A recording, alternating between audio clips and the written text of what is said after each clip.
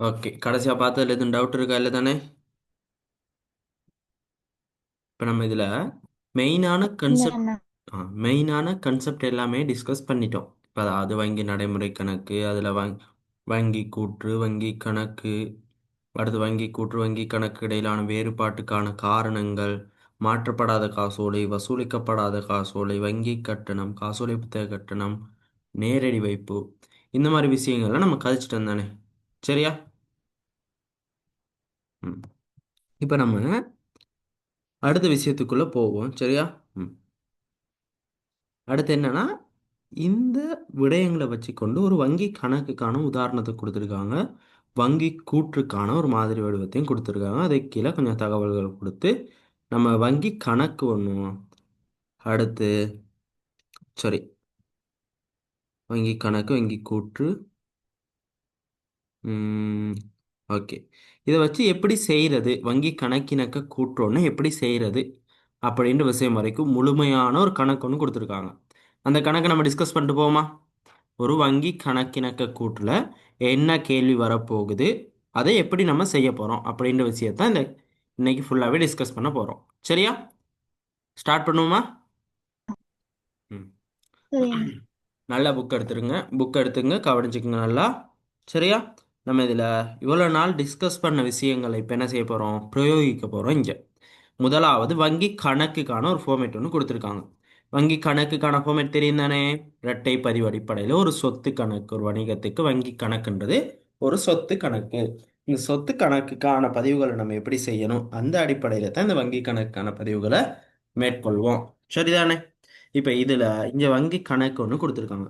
இந்த வங்கி கணக்கை பார்த்தோம்னா என்னென்ன விஷயங்கள் சொல்லியிருக்காங்கன்னா, மீதி கீழ் கொண்டு வந்தது அப்படின்னு ஆரம்பத்தில் வரவு மீதி ஒன்று வந்திருக்கு. சரியா? அடுத்து வரவுல காசு வைப்பு, காசோலை வைப்பு, அடுத்து காசோலை வைப்பு, காசு வைப்பு, ஆஹ், திருப்பி காசோலை வைப்பு அப்படின்ற வரவுல சில விடயங்கள் கொடுத்துருக்காங்க. செலவுல கடன் கொடுத்தோருக்கு கொடுத்த காசோலைகள், கடன் கொடுத்தோருக்கு கொடுத்த காசோலைகள்னு 3 கொடுத்துருக்காங்க. அடுத்து செலவுல மீதி கீழ் கொண்டு சென்றது 31,000 இருக்கு. அப்போ அது வரவுல மீதி கீழ் கொண்டு வந்தது 31,000. அப்போ இந்த மாதத்தில் வங்கி கணக்கின கூற்று, சரி, வங்கி கணக்கில் எவ்வளோ இப்போ மீதி இருக்கா? நம்ம செஞ்ச கணக்குப்படி 31,000 வங்கி பேங்க்கில் நம்ம அக்கௌண்ட்டில் இருக்குன்னு சொல்லி நம்ம பார்த்துருக்கோம். அப்படித்தானே நம்மளுக்கு வந்திருக்கு. இப்போ ஜூலை மாதத்தில் நம்மளுக்கு ஜூலை மாத கடைசியில் 31,000 இருக்கு அப்படின்னு ஒரு மீதியை நம்மளுக்கு தருது நம்ம செஞ்ச வங்கி கணக்கு. இது கிளியர் தானே? இப்போ நம்ம நம்பிக்கை இருக்கோம் இப்போ 31,000 இருக்குன்னு சொல்லி. இப்போ ஜூலை மாதம் 31ஆம் தேதி என்ன வருது நமக்கு? இப்போ வங்கி கூற்று நம்மளுக்கு கிடைக்குது. சரிதானே? இப்போ வங்கி கூற்று எடுத்துக்கைக்கு முதலாவது என்ன விஷயத்தை கவனிக்கணும்னா, இந்த வங்கி கணக்கு கிளியர் தானே? இப்போ வங்கி கூற்று, இந்த வங்கி கூற்று எடுத்துக்கைக்கு முதலாவது என்ன விஷயத்தை கவனிக்கணும்னா, இந்த மீதி வந்தது இருக்கு தானே, ஆரம்ப மீதி, வங்கி கணக்குல ஆரம்ப மீதி 15,000. வங்கி ஆமாண்ணா. கணக்குல ஆரம்ப மீதி 15,000. இந்த 15,000 இங்க ஆரம்ப மீதியா இருக்கா? ரெண்டு இடத்துலயும் ஆரம்ப மீதி 15,000 இருக்கா அப்படின்ற விஷயத்த கவனிக்கணும் முதலாவது. சரியா? இருக்கா? ரெண்டு இடத்துலயும் ஆரம்ப மீதி 15,000 இருக்கு. நமக்கு இருக்கு வரவு அண்ணா. மீதியா இருந்தா இங்க செலவு மீதி, இங்க செலவுல போடல, ஒரு இதை இங்க கொண்டு மீதின்னு வச்சிருக்காங்க, அப்படிதான் வைப்பாங்க. சரியா? ம். நமக்கு வரவுல இருக்கு, இங்க செலவுல நமக்கு வங்கி கூட்டுல இருக்கு 15,000. அப்ப இந்த மாதம் ஆரம்பிக்கிற நேரம் வங்கி கூற்று மீதிக்கும் வங்கி கணக்கு மீதிக்கு இடையில வேறுபாடு இருந்திருக்கா? இருக்கல. சரியா? இல்ல அண்ணா. வேறுபாடு எதுவும் இல்லை. அப்ப இதை முதலாவது கன்ஃபார்ம் பண்ணிக்கணும். நம்ம வங்கி கணக்குட ஆரம்ப மீதிக்கும் வங்கி கூட்டுட ஆரம்ப மீதியையும் ஒப்பீடு செய்யணும். இரண்டாவது விஷயம் என்ன செய்யணும்னா, அடுத்து, சரியா,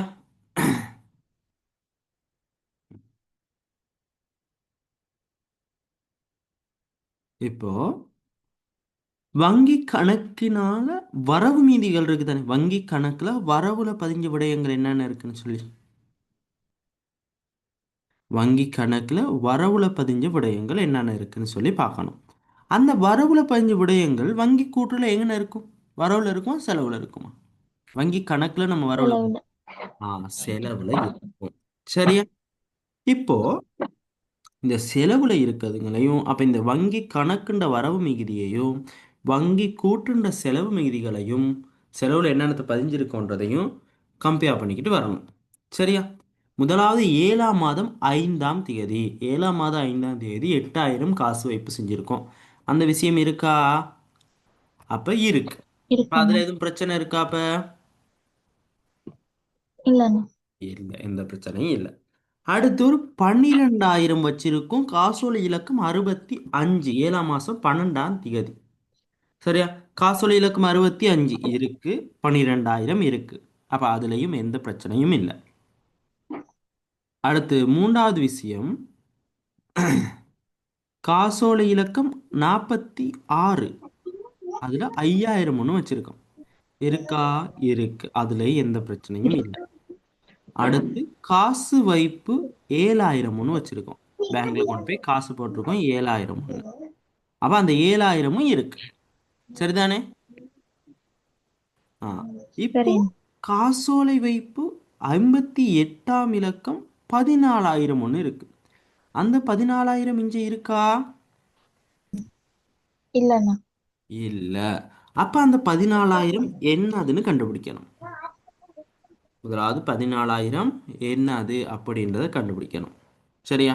இப்போ சும்மா கவனிச்சுக்கங்க. சரியா? அடுத்து என்னென்ன விஷயம் செய்யணும்னு பார்த்துக்கலாம். அடுத்த விஷயம், இங்க இல்லாதது எக்ஸ்ட்ரா ஏதாச்சும் இங்க இருக்கா அப்படின்னு பார்க்கணும் தானே. அப்போ முதலாவது நம்ம மார்க் பண்ணுற நேரமே இந்த 8,000 மார்க் பண்ணிக்கணும். இந்த 12,000 மார்க் பண்ணிக்கணும். 5,000 மார்க் பண்ணிக்கணும். 7,000 மார்க் பண்ணிக்கிறோம். அடுத்து இந்த 14,000 இருக்கு, இங்கே இல்லை. அடுத்து எக்ஸ்ட்ரா 11,000 ஒன்று இங்கே இருக்கு, அங்கே இல்லை.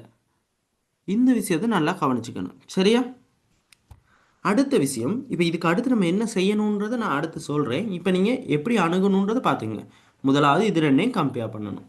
அடுத்து இங்கே இருக்க செலவு மிகுதியையும் வங்கி கணக்கில் இருக்க செலவு பகுதி, செலவில் என்னென்னத்தை பதிஞ்சிருக்கமோ அந்த விடயங்களையும் வங்கி கூட்டில் வரவில் இருக்க விடயங்களையும் ஒப்பீடு செய்யணும். சரியா? காசோலை இலக்கம் 112 இருக்கா? இருக்கு. அடுத்து காசோலை இலக்கம் 113 இருக்கா? இருக்கு. அடுத்து இருக்குண்ணா. 114 இருக்கா? இல்லண்ணா. 114 அப்ப இல்லை. அந்த விஷயத்தை மார்க் பண்ணிக்கணும். சரியா? அடுத்து மீதி சென்றது அவ்வளவுதான் இருக்கு. அது இல்லாம எக்ஸ்ட்ரா என்னென்ன விஷயம் இருக்கு? இந்த 18,000 நிலையில இருக்கு. கட்டணம். ஆ, நிலையியல் கட்டளைன்னு ஒன்று இருக்கு. அடுத்து வங்கி கடன், கட்டணம். சரி, வங்கி கட்டணம்னு ஒரு விஷயம் இருக்கு. இப்போ இந்த விஷயங்களை ஃபர்ஸ்ட் வந்து என்ன செஞ்சுக்கணும்? கண்டுபிடிச்சிக்கணும். அங்க இருக்கு, இல்லை, இல்லை இருக்கு அப்படின்ற விஷயங்களை கண்டுபிடிச்சிக்கணும். சரியா? கண்டுபிடிச்சிக்கிட்டு என்ன செய்யணும்னா, நம்மகிட்ட இங்க அவங்க கேட்க போறது 2 கேள்வி தான் கேட்க போறாங்க. என்னென்ன கேள்வி கேட்க போறாங்க? 2 கேள்வி. முதலாவது, நம்ம காசு மிகுதியில சில மாற்றங்கள் வந்திருக்கலாம்.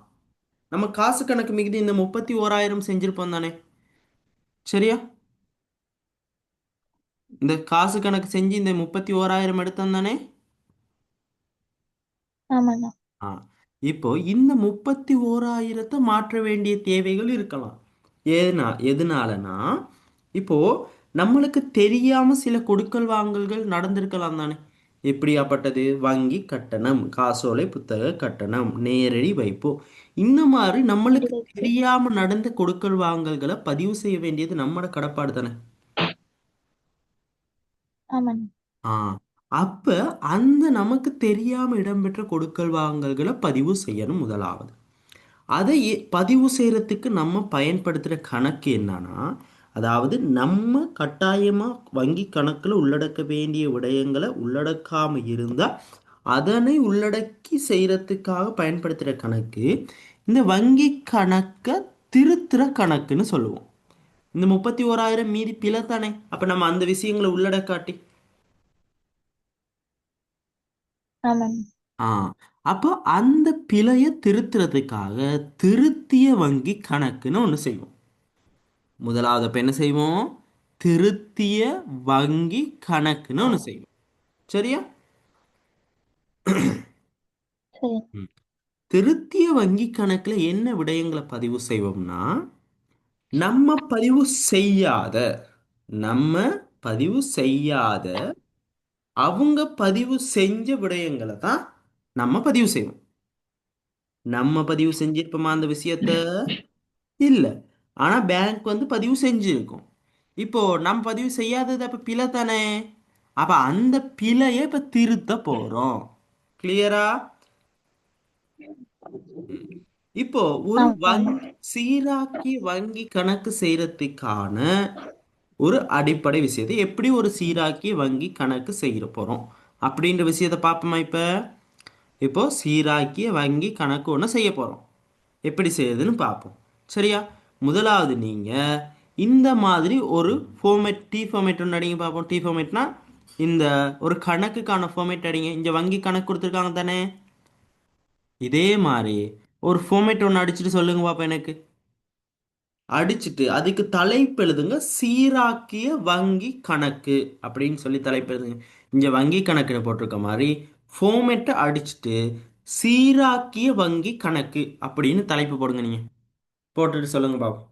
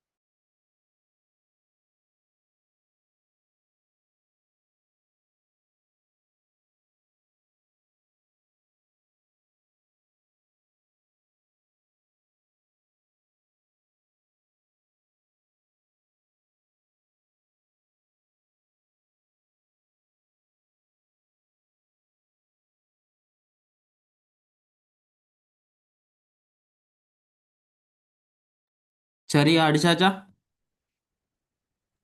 சரிண்ணா. ஓகே.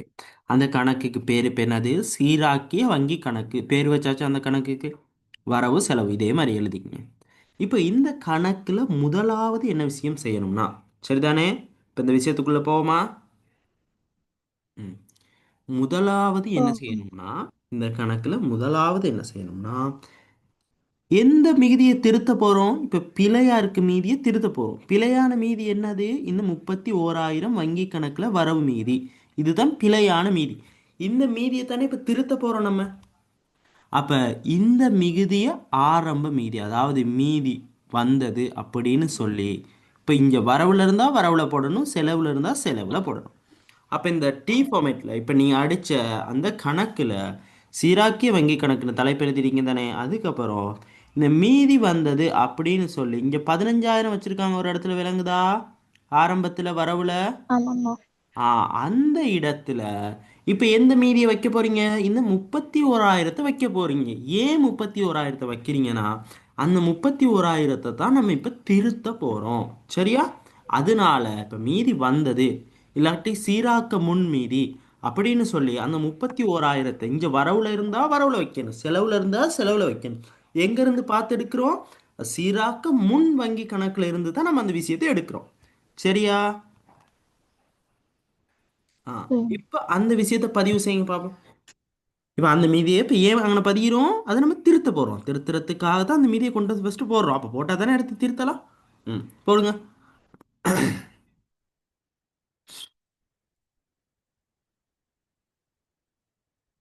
போட்டாச்சா? போட்டாச்சுண்ணா. ஓகே. இப்ப அடுத்து என்ன செய்யணும்னா, இதுல என்ன செய்ய போறோம்? நம்ம பதிய மிஸ் பண்ண விடயங்களை பதிய போறோம். அப்ப நம்ம என்னென்ன விஷயங்களை பதியாம இருக்கமோ அந்த விடயங்களை தான் எங்க கொண்டு வந்து பதிய போறோம்? இப்ப சீராக்கிய வங்கி கணக்குல பதிய போறோம். நம்ம நல்லா கவனிச்சுக்கணும். சரியா? நம்ம பதிய மிஸ் பண்ண விடயங்களை பதிய போறோம். கிளியரா? என்னத்தை பதிய போறோம்னு சொல்லி. ஆமாண்ணா. ஓகே. அப்போ முதலாவது என்ன செய்யணும்னா, இந்த வரவு நிரலையும் இங்கே வரவு நிரலை இங்கே எந்த நிரலை ஒப்பீடு செய்யணும்? வங்கி கூட்டுல. வங்கி கணக்குல வரவு நிரலையும் செலவு வங்கி நிரல். கூட்டுல செலவு நிரலையும் ஒப்பீடு செஞ்சு நம்ம எந்த விடயங்களை பதிவு செய்யவில்லை அப்படின்றத ஐடென்டிஃபை பண்ணிக்கிட்டு அதை பதியணும். சரியா? இந்த 8000, இந்த 8000 அங்க இருக்கா? இப்போ எப்படி பார்க்கணும்? ரிவர்ஸ்ல பார்க்கணும். வங்கி கூட்டுல 8000 இருக்கு. இருக்கு. இங்க 8000 இருக்கா வங்கி கணக்குல? இருக்கணும். இருக்கு. அடுத்து 12,000 இருக்கா? அந்த காசோலை இலக்கத்தோட இருக்கா? ஆமாண்ணா. இருக்கு. அடுத்து 5,000 இருக்கா? இருக்குண்ணா. 11,000 இருக்கா? இல்லண்ணா. இல்ல. அந்த 11,000 என்னது? கடன்பட்டோரிடமிருந்து ஆ, வைக்கப்பட்ட நேரடி வைப்பு. கடன்பட்டோரின் நேரடி வைப்பு. இப்ப நேரடி வைப்புனா என்னன்றது ஞாபகம் இருக்கா? நேரடி வைப்புன்னு சொல்றது கடன்பட்டோர் நம்ம கிட்ட வாங்கின கடனை நம்ம கிட்ட சொல்லாம நம்மட வங்கி கணக்குல கொண்டு வந்து வைப்பு செய்யறாரு. கடன்பட்டோர் நம்ம கிட்ட வாங்கின கடனை நம்ம கிட்ட சொல்லாம கொண்டு வந்து நம்மட பேங்க் அக்கௌண்ட்ல வைப்பு செய்யறாரு. இப்போ நம்ம பேங்க் அக்கௌண்ட்ல வைப்பு செஞ்சா அதை நம்மட வங்கி கணக்குல எங்க பதியணும்? வரவு. வரவுல பதியணும். நம்ம பதிஞ்சிருக்கமா? இல்லண்ணா. அப்ப அது பிழை தான் நம்ம பதியாம விட்டது. ஆமாண்ணா. ஆ இப்ப அந்த பிழையை திருத்தணுமா இருந்தா இப்ப என்ன செய்யணும்? அந்த 11,000. வங்கி கணக்குல வரவுல பதியணும். Very good. வங்கி கணக்குல வரவுல பதியணும். இப்போ நீங்க அடிச்ச சீராக்குற வங்கி கணக்குல வரவுல நேரடி வைப்புன்னு சொல்லி 11,000 போடுங்க பாப்போம்.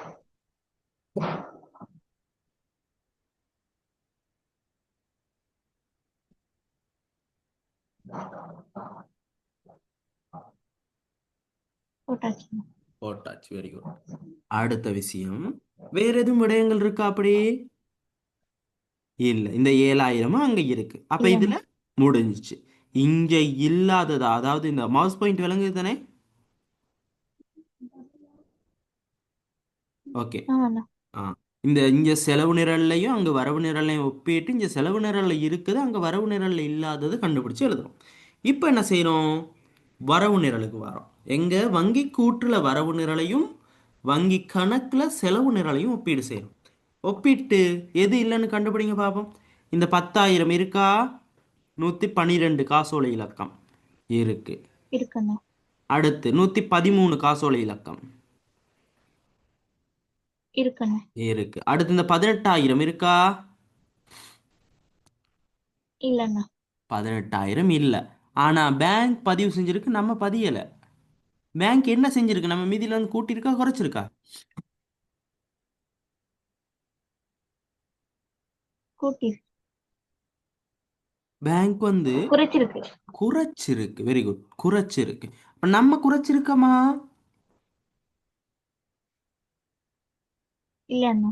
இல்ல. அப்ப இப்ப என்ன செய்யணும்? நம்ம திருத்தனமாக இருந்தால் குறைக்கணும். அதாவது வங்கி நிலையியல் கணக்குல கட்டளை அப்படின்னு சொல்லி 18,000 நம்ம இந்த செலுத்தியிருக்கோம். அப்ப நிலையியல் கட்டளைன்றது நம்ம ஏற்கனவே படிச்சோம். நம்ம பேங்க்குக்கு ஒரு ஓர்டர் ஒன்று கொடுக்குறோம். இந்த திகதியில நான் என் பேங்க்ல இருக்க 18,000 எடுத்து பேங்க்குக்கு லோனை கட்டிருங்கன்னு சொல்லி. இப்போ இந்த கட்டளைக்கு இணங்க காசை பேங்க் எடுத்து கட்டிருச்சு.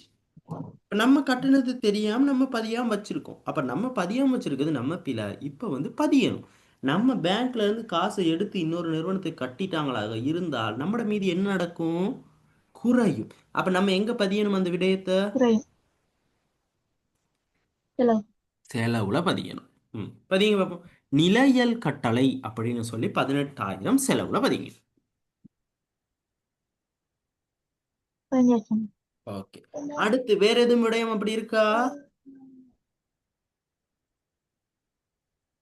3000 வங்கி கணக்குல இல்ல.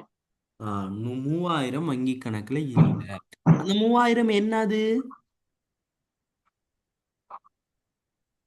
வங்கி கட்டணம். வங்கி கட்டணம். அப்ப வங்கி கட்டணம் வணிகத்தின் வங்கி கணக்கு மீது என்ன செய்யும்?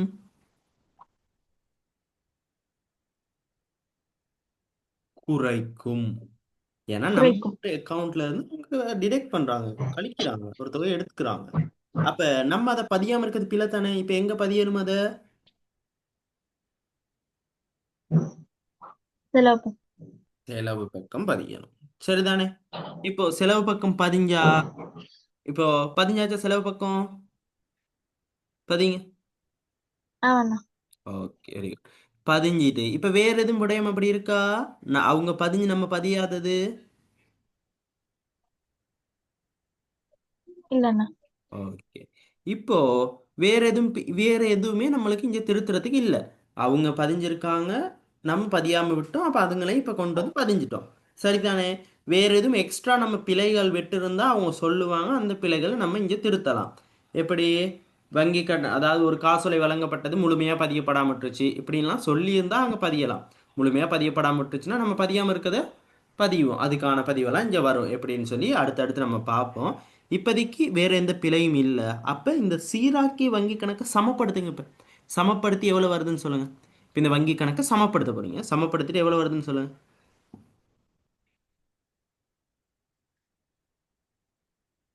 சமப்படுத்திட்டு இப்ப செஞ்சு சீராக்கிய வங்கி கணக்கை எனக்கு போட்டோ அடிச்சு குரூப்ல போடுங்க. சரியா? சரி.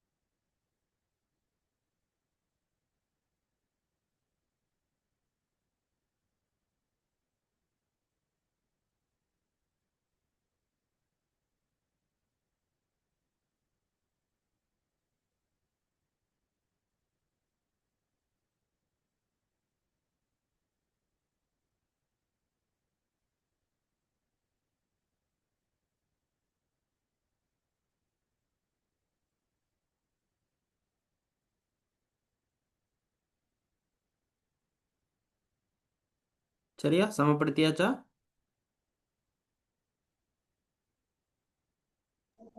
படுத்தியாச்சுண்ணா. எவ்வளவு வந்திருக்கு?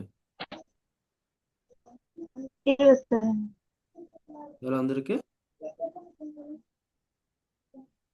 21,000. 21,000. Very good. 21,000. சரி. சரியா? இப்போ இதுதான் சரியான வங்கி கணக்கு மீதி. சரியான வங்கி கணக்கு மீதியை கண்டுபிடிச்சிட்டோம். இது என்ன கேள்விக்கு இப்ப பதில் செஞ்சோம்? இப்போ சீராக்கிய வங்கி கணக்கை தான் இப்ப செஞ்சோம். இப்போ அடுத்து நம்ம இந்த பாடத்துல பேர் என்னது? வங்கி கணக்கு இணக்க கூற்று. அடுத்து அப்ப என்ன செய்ய போறோம்? இப்ப இந்த இப்ப இந்த கிளியர் தானே? சீராக்கிய வங்கி கணக்கு எப்படி செய்யறதுன்றது. ஆமாண்ணா. ஓகே. இப்போ அடுத்த வேலை என்னன்னா, இந்த சீராக்கிய வங்கி கணக்கு மிகுதிய வங்கி கூட்டு மீதியோட இப்போ ஒப்பிட்டு பாருங்க. இப்போ வங்கி கணக்கை சீராக்கிட்டீங்க, 21,000 வந்துச்சு. வங்கி கூட்டுல எவ்வளவு இருக்கு இப்போ கடைசி மீதி? 23. 23,000. சரியா பார்த்தா ரெண்டு சமனா இருக்கணும் தானே? சமனா இருக்கா? ஆமாண்ணா. இல்ல. இப்போ இந்த இல்ல. சமன் இல்லாததுக்கான காரணம் என்ன அப்படின்றத இப்ப நம்ம வெளியில காட்டணும். மற்றவங்களுக்கு தெரியணும் தானே ஏன் இப்ப இந்த வங்கி இந்த சமனம் இல்லாததுக்கு இப்ப எதுவும் பிழை இருக்கா? பிழை எதுவுமே இப்ப இல்லை. ஏன்னா நம்ம விட்ட பிழையெல்லாம் திருத்திட்டோம். நம்ம பதிய வேண்டிய கடப்பாடுள்ள விஷயங்கள்லாம் பதிஞ்சு முடிச்சிட்டோம். அப்ப இப்பயும் வேறுபாடுகள் இருக்குன்னா அந்த வேறுபாடுகளுக்கான காரணங்களை இப்ப வெளிக்கொண்டு வரணும். என்னென்ன காரணத்தினால இந்த வேறுபாடுகள் இருக்கு அப்படின்றத காட்டணும் தானே? இப்ப அதை செய்வோமா இப்ப? சரி. இப்ப இந்த வேறுபாடுகளுக்கான காரணங்களை வெளிக்காட்டுவதற்காக செய்யற கூற்றுக்கு பேரு வங்கி கணக்கு இணக்க கூற்று. வங்கி கணக்கை இணங்க செய்ய போறோம் வங்கி கூற்றோட.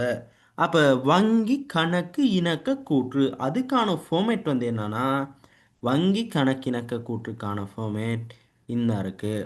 இதுதான் வங்கி கணக்கிணக்க கூற்றுக்கான ஃபார்மேட். சரியா? பரீட்சை மீதி அடிப்போம் தானே? அதே மாதிரி தான் விபரம் ரூபா ரூபா இந்த மாதிரி ஒரு ஃபார்மேட் அடிச்சு அதுக்கு பேர் வங்கி கணக்கு இணக்க கூட்டுன்னு பேர் வைங்க பார்ப்போம். இந்த மாதிரி ஒரு ஃபார்மேட் அடிச்சு அதுக்கு பேரு வங்கி கணக்கு இணக்க கூற்று. வங்கி கணக்கிணக்க கூற்று அப்படின்ட்டு பேர் வைங்க.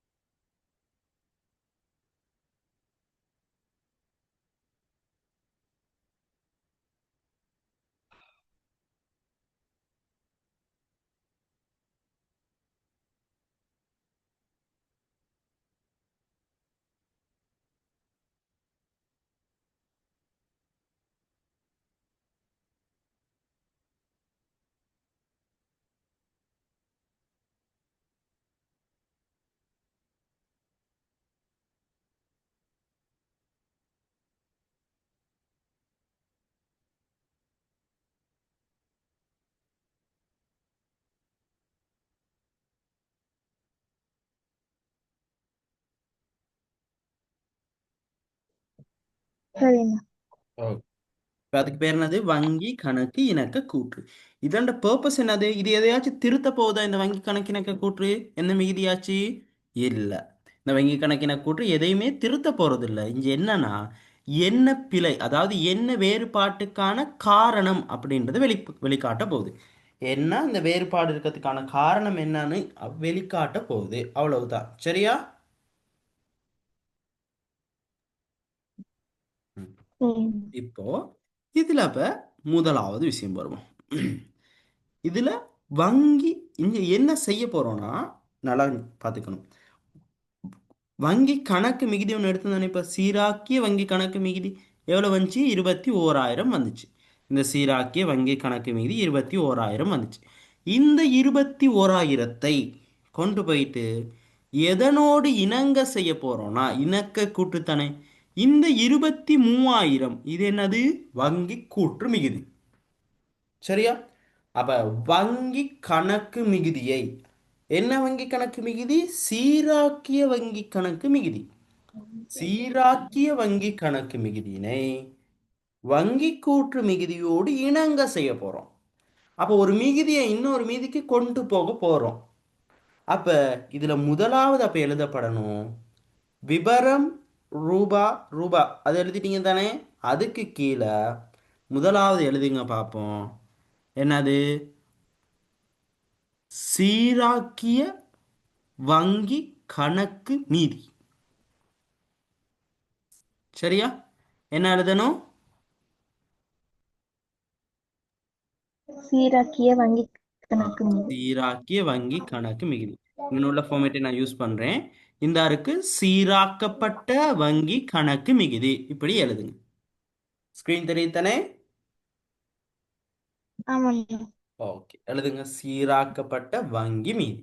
சீராக்கிய வங்கி கணக்கு மிகுதி. சரிண்ணா. எழுதிட்டு 21,000 அப்படியே போட்டோம். போட்டாச்சா? போட்டேண்ணா. ஆ.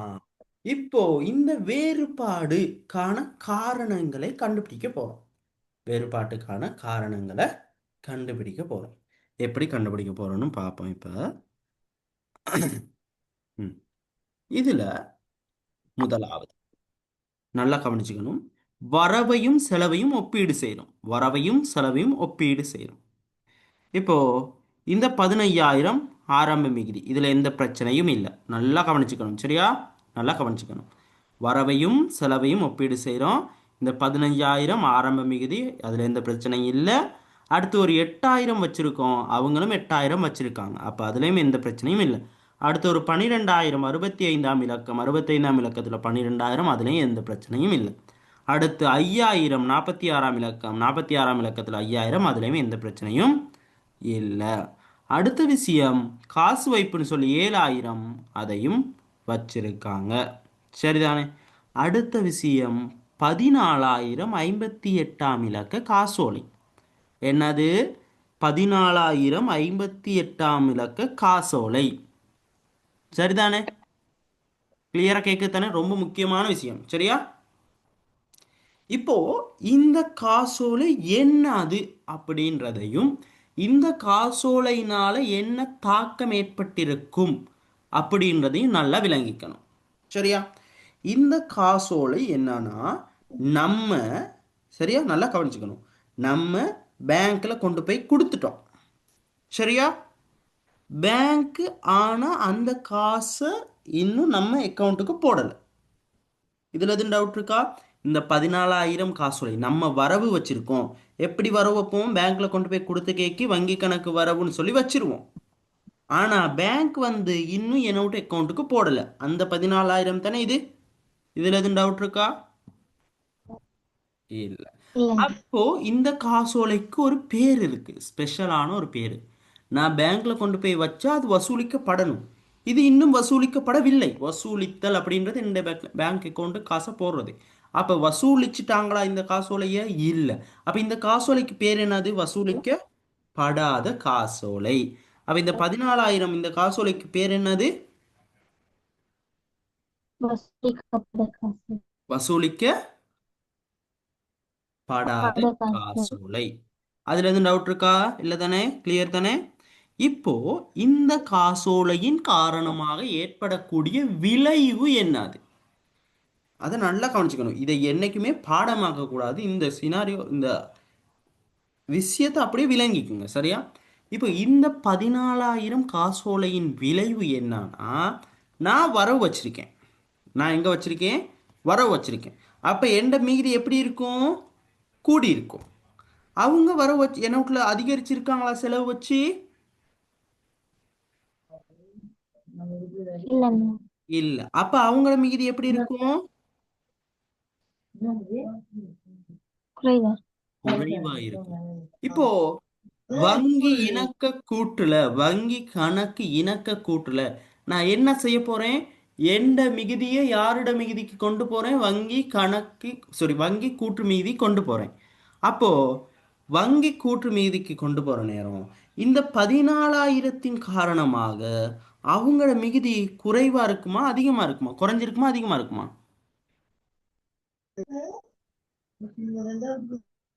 அதாவது வங்கி கூற்று மீதி 14,000 என்னவா இருக்கும்?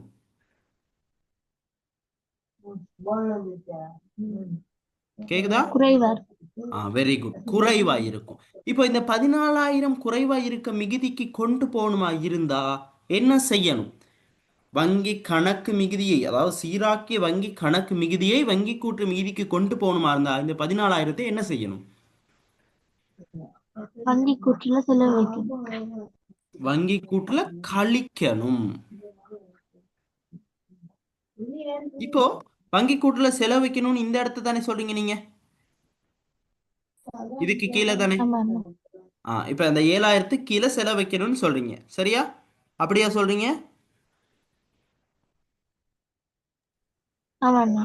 ஆ இப்போ இது வந்து அடுத்த மாசம் இந்த காசோலையை கொண்டு போயிட்டு பேங்க்ல வச்சு அடுத்த மாசம், சரியா, அடுத்த மாசம் 1ஆம் தேதி மாதிரி இந்த காசோலை வசூலிக்கப்படுறதுனால இது தானா நடக்கும். இது வந்து இந்த வேலையை பேங்க் வந்து அடுத்த மாசம் செஞ்சிரும். இப்போ நம்மட வேலை அதுவா? நம்மட வேலை அதுவா? இல்ல. நம்ம என்ன செய்ய போறோம்? அந்த வேறுபாட்டுக்கான காரணத்தை மட்டும்தான் சொல்ல போறோம். நம்ம என்ன செய்ய போறோம்? அந்த வேறுபாட்டுக்கான காரணத்தை சொல்ல போறோம். இந்த வேறுபாட்டுக்கான காரணம் என்னது? 14,000 குறைவாக காணப்படுது. எதனால? வசூலிக்கப்படாத காசோலைனால. குறைவாக காணப்படுதுன்னா குறைச்சு காட்டணும். எப்படி? அந்த 21,000 இருந்து 14,000 குறைக்கணும்.